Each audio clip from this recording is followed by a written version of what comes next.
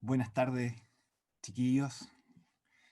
Es un gusto estar nuevamente juntos y poder compartir de la palabra. Quiero que comencemos esta segunda parte, eh, como partimos algunas veces, eh, este mensaje de la segunda parte, pensando, imaginando una situación hipotética, o quizás no tan hipotética para algunos, quizás más de algunos lo ha vivido. Piensen por un momento en lo siguiente.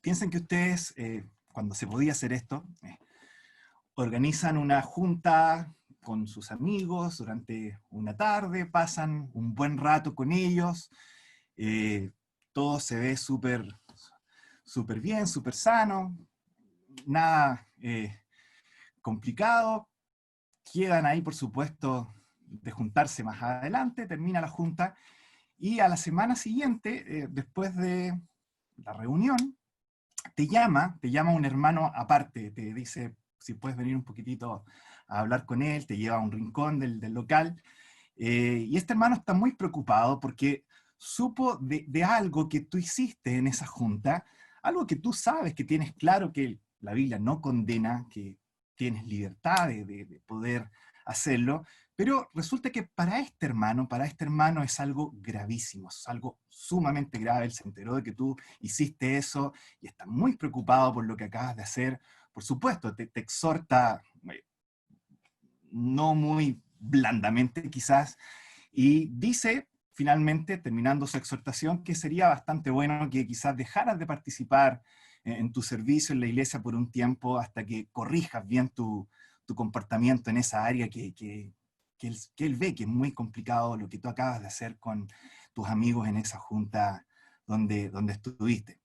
La pregunta entonces que surge es cómo reaccionas tú ante esa llamada de atención, ante esa llamada aparte que te hizo ese hermano. ¿Qué vas a hacer?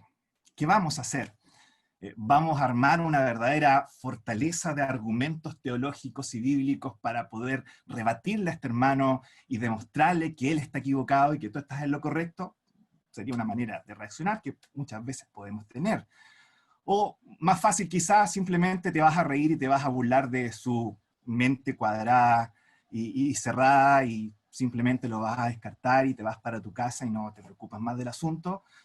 O quizás más grave, te vas a enojar, te vas a molestar bastante por lo que él te acaba de decir y finalmente decidirás irte de esa asamblea llena de legalistas insoportables como ese hermano que acaba de demostrar que en esta iglesia no se puede hacer nada y todos espían tu libertad. ¿Cómo reaccionamos? Esa es la pregunta que quiero que comencemos haciéndonos en esta segunda parte. ¿Cómo reaccionamos? El tema que vamos a ver hoy día tiene justamente que ver con eso, con lo que acabamos de plantear como una situación hipotética o no tan hipotética.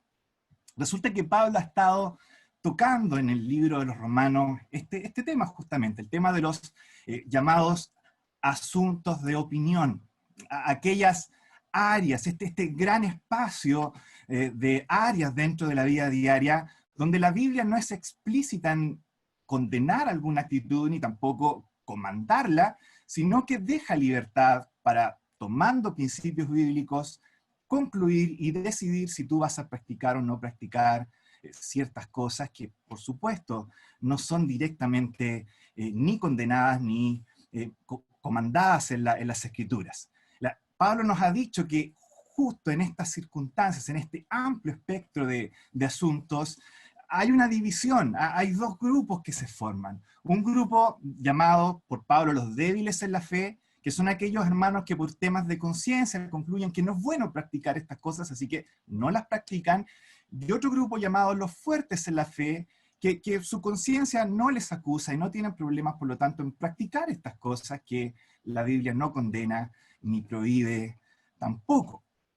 Eh, el punto interesante es que Pablo no nos dice cuál de los dos grupos es el que está en lo correcto. No nos dice los fuertes están en lo correcto, tampoco nos dice los débiles son los que están en lo correcto, porque en realidad lo que está bien o mal acá no es la postura que se tome, lo que está bien o mal acá es cómo tú reaccionas o cómo tratas al hermano que tiene una postura distinta a la tuya. Eso es lo central en en todo este pasaje. Y de eso nos va a hablar entonces Pablo acá.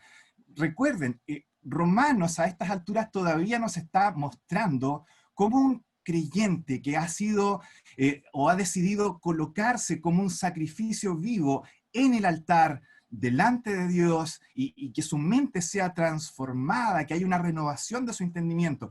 ¿Cómo ese hermano que ha sido afectado por el Evangelio y que quiere vivir las implicancias de ese Evangelio, cómo ese hermano se comporta en distintas áreas? Y aquí Pablo nos va a decir cómo ese hermano se comporta delante de otros hermanos que tienen una postura diferente justo en estos asuntos llamados los asuntos de opinión. De eso se trata el pasaje de hoy. Ahora, antes de decirnos específicamente cómo tratar a esos hermanos, Pablo va a hacer algo antes de eso.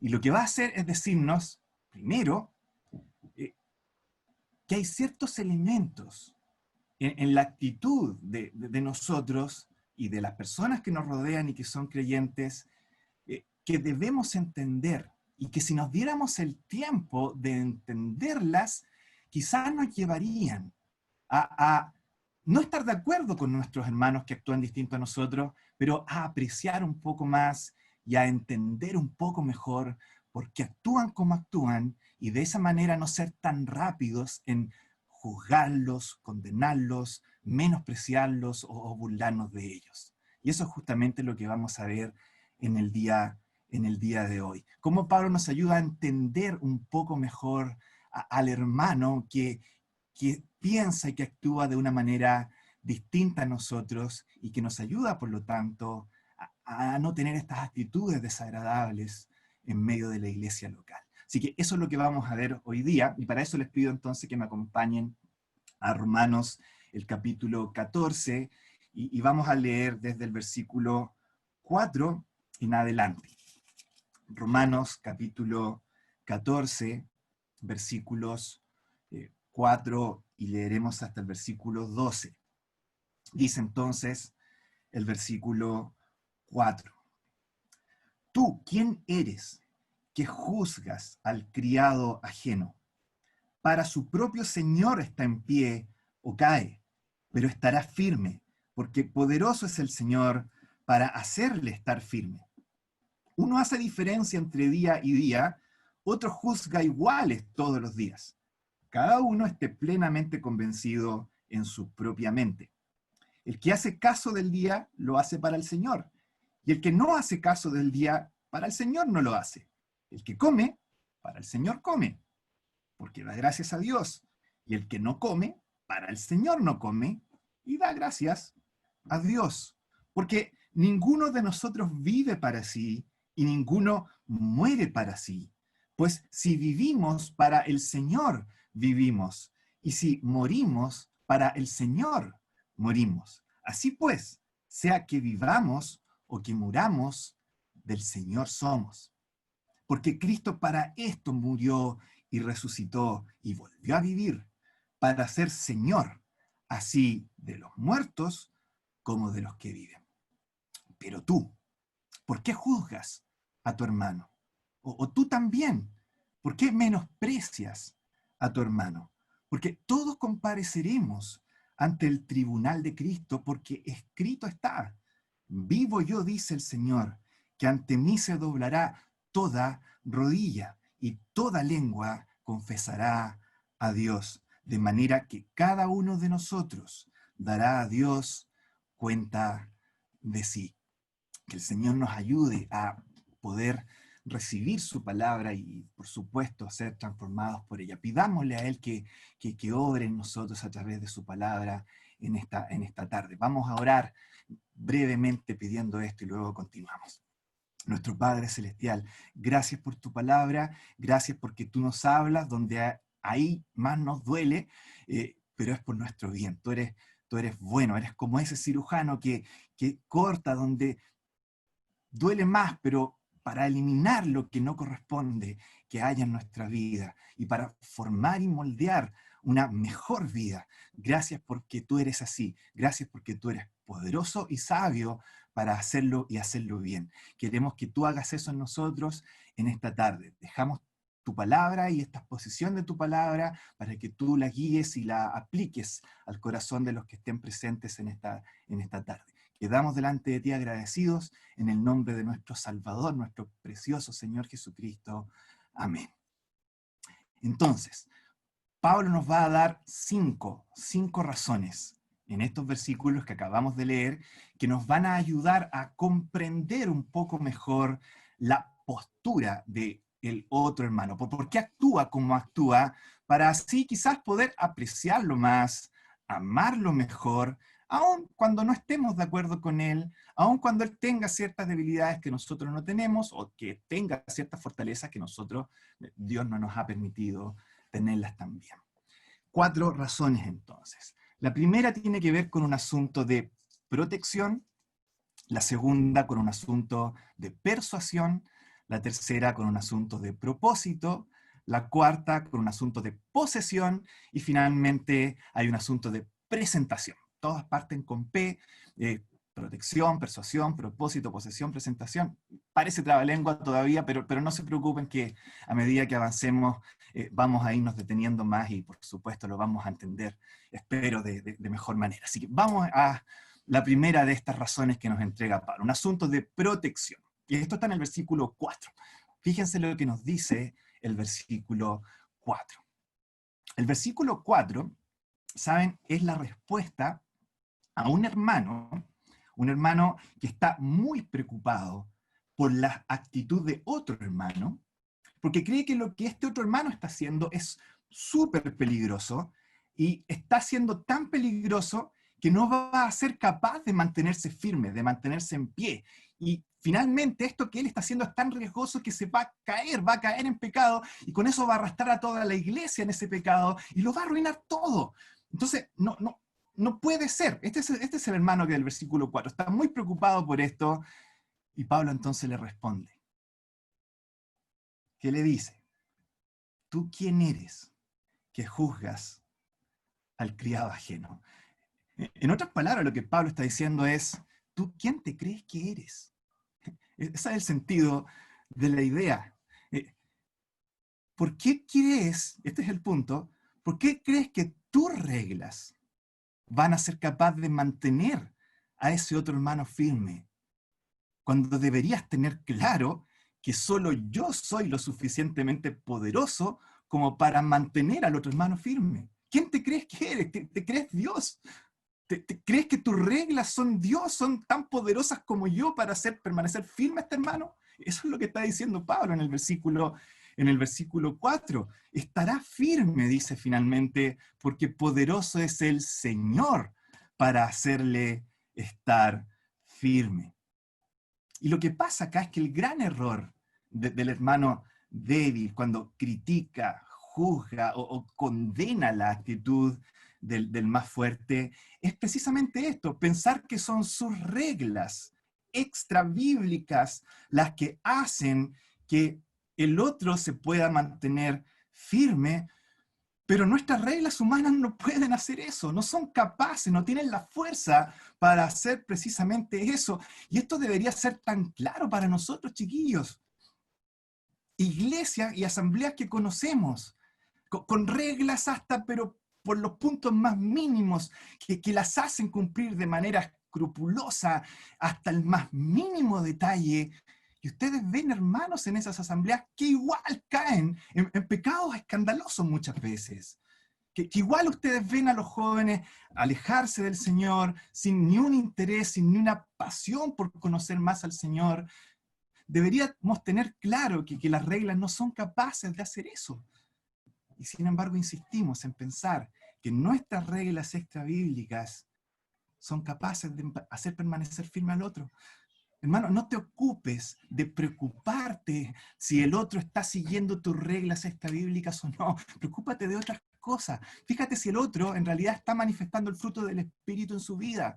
Si tiene una pasión por obedecer la palabra de Dios, si su vida de verdad está siendo transformada, si tiene una relación vibrante con el Señor en su vida, si está siendo transformado por el Espíritu, eso es lo que debería preocuparnos en el otro, cuando nos relacionamos dentro de la iglesia local. Eso sí.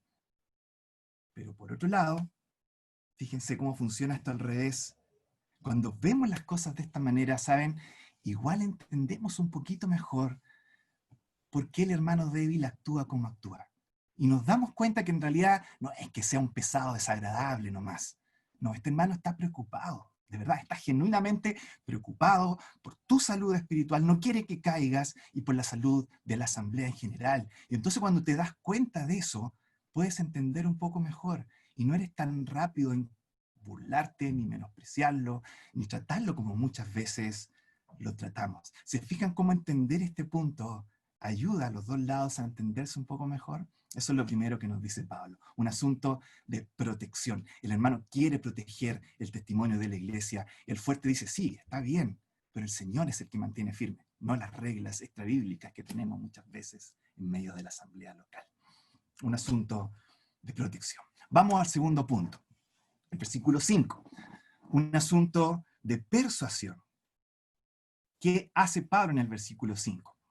Aquí Pablo coloca otro ejemplo de otro asunto de opinión, de otro asunto donde hay libertad cristiana. Y este es el asunto de considerar o no días sagrados o no considerarlos sagrados. Es curioso que muchas de las cosas que quizás son tan propias del primer siglo siguen siendo relevantes hoy. Yo pienso en esto y por razones distintas quizás, pero sigue existiendo lo mismo. Y ustedes ven hermanos que son súper alaracos en el momento de celebrar Navidad, por ejemplo, y otros hermanos que son igual de apasionados por destruir la Navidad, porque la Navidad es una fiesta pagana del dios, qué sé yo, Saturno, bla, bla, bla, y estamos siendo paganos. ¿Se fijan? Es la misma historia. Está ahí por razones quizás distintas, pero están en las mismas situaciones. Y Pablo toma esta circunstancia precisamente para llegar, creo yo, a la frase principal de todo el versículo 5, que es la que aparece al final. Dice, cada uno esté plenamente convencido en su propia mente. ¿Saben de qué se trata esto? Cuando tú tomas una conclusión y decides seguir un curso de práctica en los asuntos de libertad cristiana, en los asuntos de opinión, hay que estar plenamente convencidos de lo que vas a hacer. Cuando tú tienes una práctica, en este caso, hay antes de llegar a esa práctica, por lo general, un estudio concienzudo de lo que tú has decidido hacer. Eso es lo que debería pasar de todas maneras. Siempre cuando hay un asunto de libertad cristiana, tú vas a las Escrituras, ves si efectivamente eso no es algo condenado, permitible en las Escrituras. Luego de asegurarte de que cae dentro de ese espectro, ves si puedes con tu actitud hacer o no hacer caer a quizás algún otro hermano, y finalmente llegando a una conclusión final, después de estudiarlo con profundidad, decides si practicar o no practicar lo que estás practicando.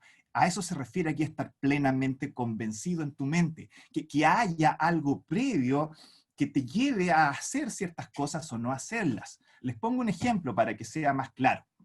Quizás hay un hermano que ha llegado a la conclusión de que la única música que realmente sirve para la edificación de un creyente son los cuartetos a capelas polifónicos. Entonces, este hermano lo hace, pero no es porque le guste Cuarteto de Decisión o los Heraldos del Rey nada más, es porque antes de esto el hermano ha visto que las Escrituras se da libertad para esto, se ha fijado también en su propia experiencia y se da cuenta que cuando él escucha estas cosas realmente es edificado, a diferencia de otros estilos donde quizás se siente un poquito incómodo. Pero este hermano tiene ciertas convicciones que ha llegado por ciertos motivos, por ciertas razones.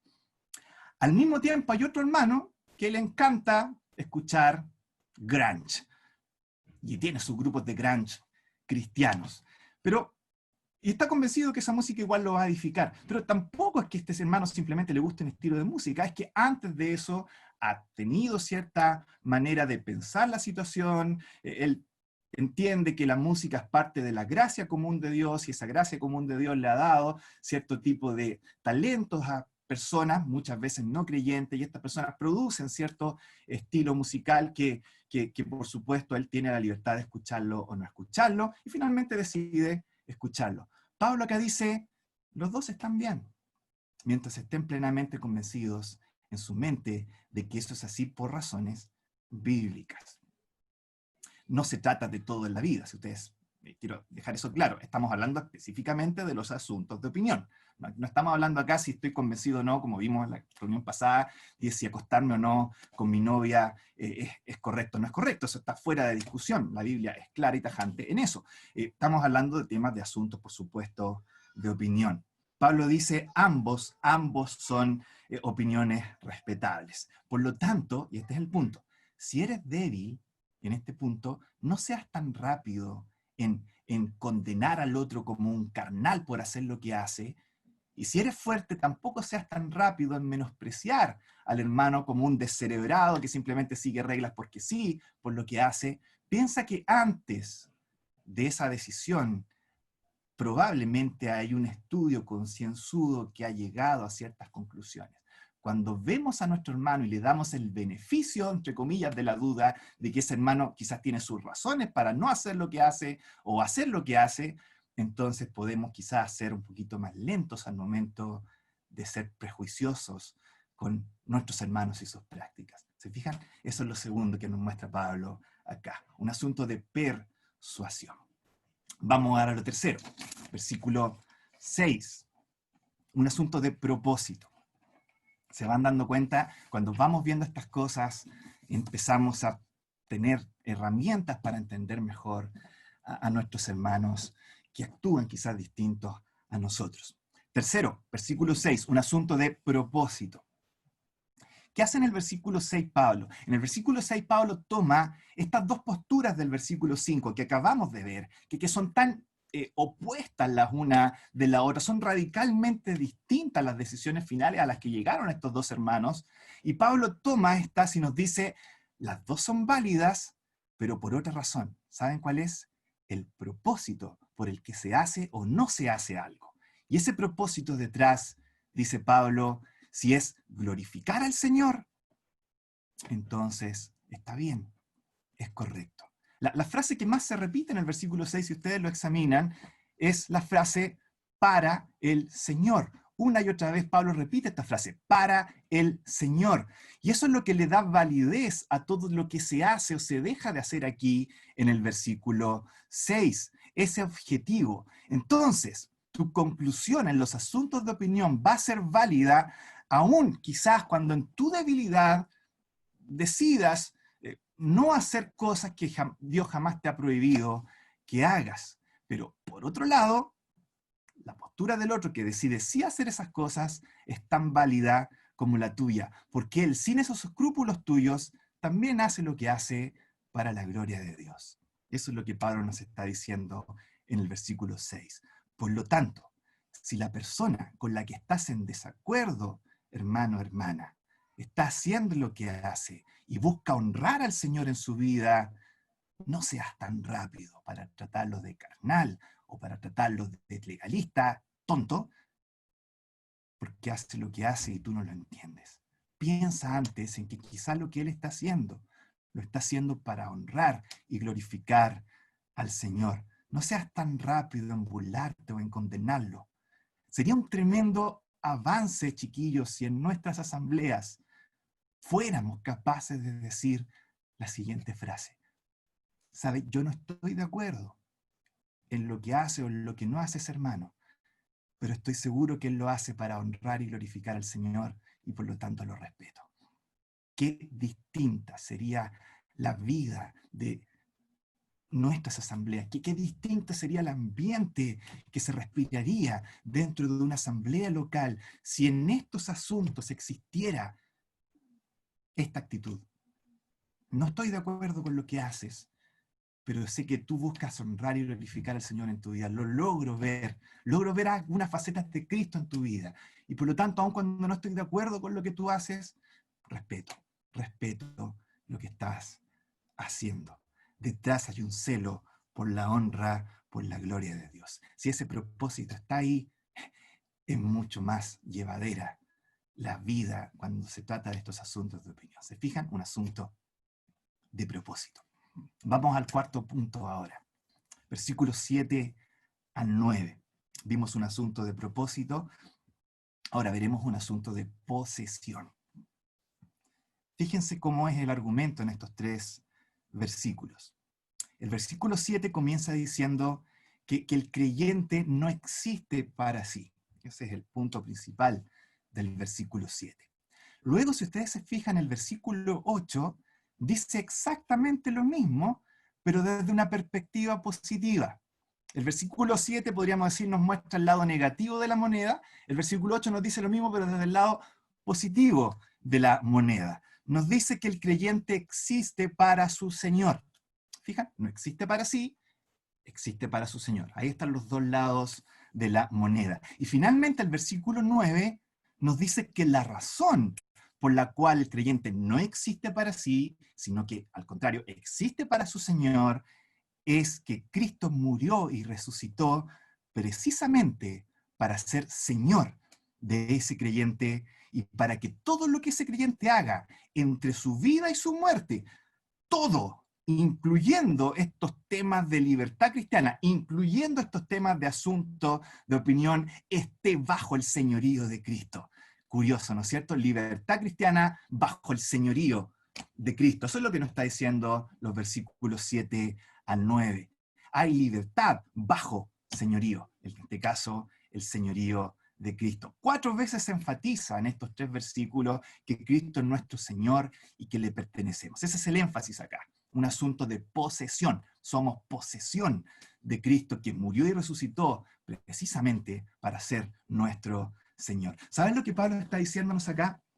Nos está diciendo que la cruz, el Evangelio, la cruz de Cristo, tiene profundas implicancias en el tema de nuestra libertad cristiana, pero no como nosotros nos esperaríamos que lo tuviera. Fíjense en lo siguiente. Nosotros cuando queremos que la cruz, o queremos conectar la cruz con las libertades cristianas, con los asuntos de opinión, lo que nosotros nos esperaríamos es que Pablo nos dijera algo así como, la cruz de Cristo significa que no puedes hacer esas cosas que ponen en riesgo el testimonio de la iglesia local. Quizá alguno podría decir, eso es lo que la cruz debería significar. Otro hermano podría decir, no, no, no, la cruz de Cristo traída a estos asuntos debiera significar que tú no puedes poner otras reglas extrabíblicas, gálatas, ¿no es cierto?, legalistas a esto. Eso está en juego cuando tú haces eso y por lo tanto la cruz de Cristo lo prohíbe. Eso es lo que uno esperaría que dijera Pablo quizás con respecto a la conexión entre la cruz y los asuntos de libertad cristiana, pero Pablo nos dice, no, la cruz no significa eso en estos temas. Lo que significa la cruz es que tú no puedes pretender ser Señor sobre la fe de los demás. Lo repito, tú no puedes pretender ser Señor sobre la fe de los demás, hermano, hermana. Cristo es Señor, no tú. El débil no es Señor ni tiene permitido señorear sobre la fe del fuerte. El fuerte no es Señor, ni tiene permitido señorear sobre la fe del débil. No podemos coercionar el comportamiento de nuestros hermanos en base a lo que a nosotros nos agrade o nos desagrade personalmente. Si Cristo es el Señor. Cuando tú empiezas, hermano, fíjate en esta implicancia, cuando tú empiezas a hacer estas luchas de poder dentro de tu iglesia, lo único que estás demostrando es que en realidad Cristo no es el Señor en tu vida. César lo sigue siendo. El mundo sigue señoreando sobre tu manera de pensar. Por eso quieres salirte con la tuya. Y quieres forzar al resto a que cumpla lo que a ti te agrada o no te agrada. Cristo no es el Señor en esos casos. Estás haciendo de César el Señor. Y Pablo dice, deja que Cristo sea el Señor. No pretendas tú señorear sobre la fe de otros. Y si eres el Señor, Él tiene soberanía sobre las acciones de ese hermano en estos asuntos puntuales, los asuntos de opinión o de libertad cristiana. Un asunto de posesión. Finalmente, quinto punto, un asunto de propósito, un asunto de posesión, y terminamos con un asunto de presentación. Vamos a los versículos 10 al 12. ¿Qué se nos dice en estos 3 versículos? Pablo acá comienza el versículo 10 recapitulando un poco lo que acaba de decir en los 9 versículos anteriores. Parte llamándonos, a través de una pregunta retórica, a no juzgar por un lado, ni a menospreciar por el otro a nuestro hermano. Y a continuación nos entrega la razón para no hacerlo. Fíjense cómo sigue la lógica del argumento del versículo 10. No hagas esto, o pregunta, ¿por qué haces esto? Y luego dice, ¿por qué? Ese por qué es muy importante. Aquí viene la razón por la que no deberíamos hacerlo. ¿Saben cuál es la razón de Pablo? Porque todos compareceremos ante el tribunal de Cristo. Esta es la gran razón. De hecho, se repite 2 veces. Aquí en el versículo 10 y luego en el versículo 12 se nos dice lo mismo, en palabras distintas al principio y al final. 2 veces se nos dice que vamos a tener que dar cuenta ante Dios por nuestros actos. En el versículo 10 y en el versículo 12, y entre medio se refuerza esta idea de que vamos a tener que dar cuenta delante de Dios con una cita del Antiguo Testamento. Ahora, fíjense en la conexión. No muestres estas actitudes, dice Pablo, porque daremos cuenta ¿de qué? De esas actitudes. Ese es el punto acá. No muestres esas actitudes porque vas a tener que dar cuenta. Y vas a tener que dar cuenta de esas actitudes precisamente en el tribunal de Cristo.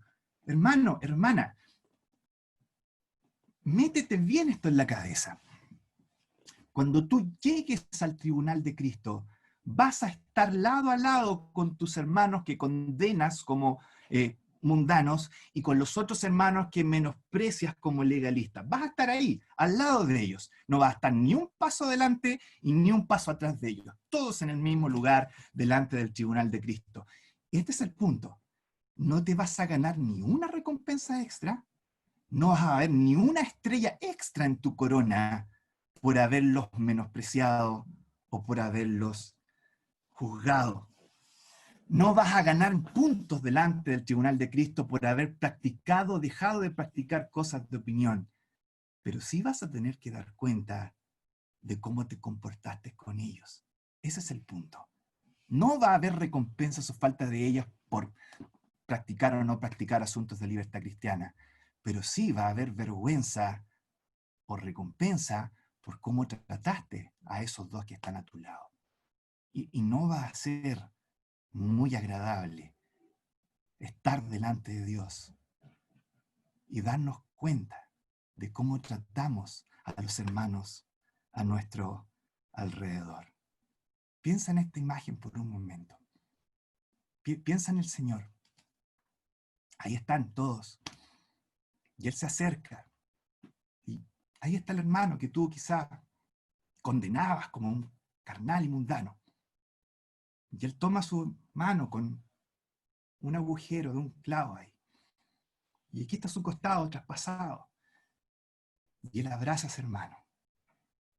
Y le dice a ti, ¿sabes? Estas dos cicatrices son la condenación que yo sufrí para recibirlo a Él. ¿Qué hiciste tú? ¿Lo recibiste como yo lo recibí? ¿O lo condenaste? ¿Te das cuenta que al recibirlo a Él me estabas recibiendo a mí? ¿Te das cuenta que al condenarlo a Él me estabas condenando a mí? Estabas enterrando clavos en mis manos, estabas enterrando lanza en mi costado. Y luego tomas su otro brazo delante tuyo y abraza a ese otro hermano que tú menospreciabas como un legalista sin cerebro. Y te dice, ¿sabes? Yo a él lo aprecié tanto que fui capaz de morir por él. ¿Cómo lo trataste tú? ¿Lo recibiste? ¿Te das cuenta que al recibirlo a él me estaba recibiendo a mí? ¿O te burlaste de él? ¿Te das cuenta que al burlarte de él te estabas burlando de mí? Como esos judíos en la cruz. ¿No les resulta curioso, hermanos, que en la cruz justamente hay condenación y hay burlas, que son las actitudes que Pablo está condenando en este capítulo? Los romanos condenando con clavos y lanzas, los judíos burlándose y menospreciándole. Juicio, condenación, burlas y menosprecio. ¿Quién eres tú? ¿Eres un judío? ¿Eres un romano? ¿O eres alguien que recibe a Cristo como su Salvador y Señor? Yo creo que todos nosotros que somos creyentes diremos, sí, yo no puedo estar delante de la cruz de Cristo y enterrar clavos y enterrar lanzas. No puedo estar ahí escupiendo y burlándome de mi Salvador. El Señor te dice, bueno, no lo hagas con mis hijos y con mis hermanos. Abrázales, recíbeles. Cuando tú los recibes a ellos, me estás recibiendo a mí. Y cuando te presentes en mi tribunal, ¿cómo me gustaría, diría nuestro Señor, que delante mío, con la frente en alto, me dijeras, lo recibí porque era recibiste a ti, y ahora podemos todos abrazarnos y estar juntos, sin vergüenzas, disfrutando del amor de nuestro Señor.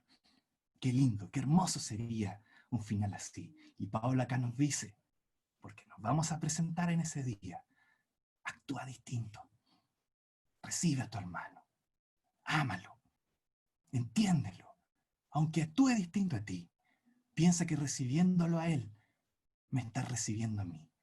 Vamos a estar delante del tribunal de Cristo. Un asunto de presentación.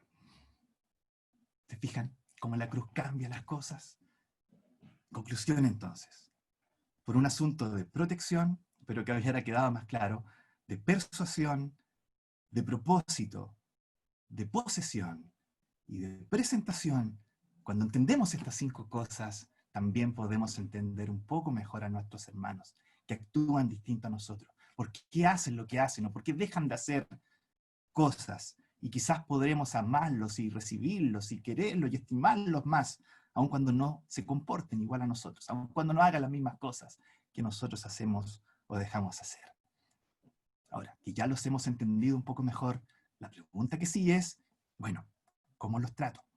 ¿Cómo lo hago en la práctica para tratar y recibir bien a mi hermano? Eso es lo que vamos a ver desde la próxima reunión en adelante. Así que si les interesa, no se lo pierdan. Vamos a orar para concluir esta segunda parte. Nuestro Padre Celestial, gracias por tu Hijo, gracias porque Él es nuestro todo.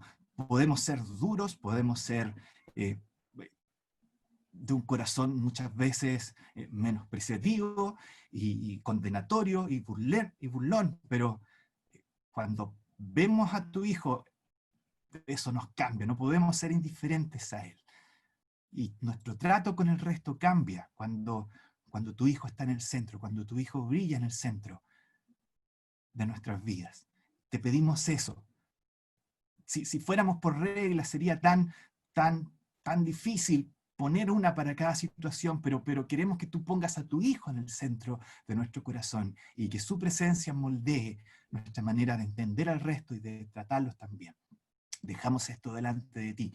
Quedamos agradecidos por la cruz, por tu Hijo, por nuestro Salvador. En su nombre precioso, el de nuestro Señor Jesucristo. Amén.